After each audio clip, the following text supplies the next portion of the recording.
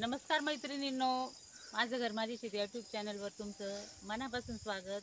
तर 8 ते 10 दिवसानंतर पाऊस उघडलेला आहे, बघू शकता इकडं सूर्यदेवताचं दर्शन झालेलं आहे आणि म्हटलं चला शेतामध्ये काही फेरफटका मारू।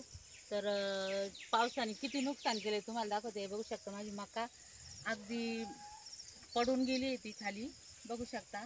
आणि एकदम अशी पाण्याने पावसाने 8 ते 10 दिवसाच्या भिजलेल्या पावसाने तिची काय अवस्था झाली तुम्ही बघू शकताय। तर खरंच शेतकऱ्यांचं जीवन कसं असतं तुम्हाला मी दाखवण्याचा प्रयत्न करते। तर नशिबाने माझे कांदे काढून चाळी भरलेल्याच होत्या आदल्याच दिवशी। तर काही शेतकऱ्यांचे कांदे सुद्धा पावसात भिजले, खूप सारं या अवकाळी पावसाने नुकसान केलंय। आणि इकडे हे गिन्नी गवत, तर तुम्हाला मी आता माझा घास दाखवते।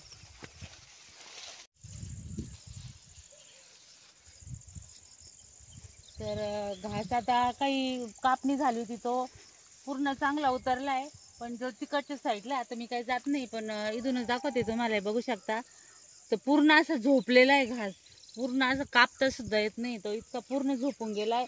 आणि हा नवीन कापलेला आहे ना, हा मस्त फुटला आणि याच्यावरची कीड रोग सगळं गेलं, याला औषध मारायची सुद्धा काही गरज राहिली नाही आणि हा खूप छान झालाय। पण तिकडचा पूर्ण झोपलेला आहे, जो का ज्याची कापणी चालू होती तो। आणि मकाची तर तुम्ही अवस्था बघितलीच आहे।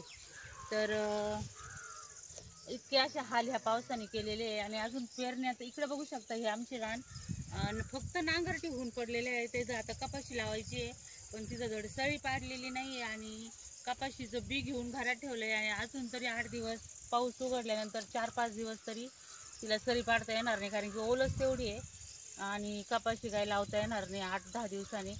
तर बघू शकता अशा प्रकारे अवकाळी पावसाने खूप असे हाल केलेले आहे। तर म्हटलं चला तुम्हाला पावसाचा व्हिडिओ आज दाखवू। तर तुमच्याकडे काय परिस्थिती ते नक्कीच कमेंटमध्ये सांगा। आणि व्हिडिओ आवडला तर व्हिडिओ लाईक करा, शेअर करा।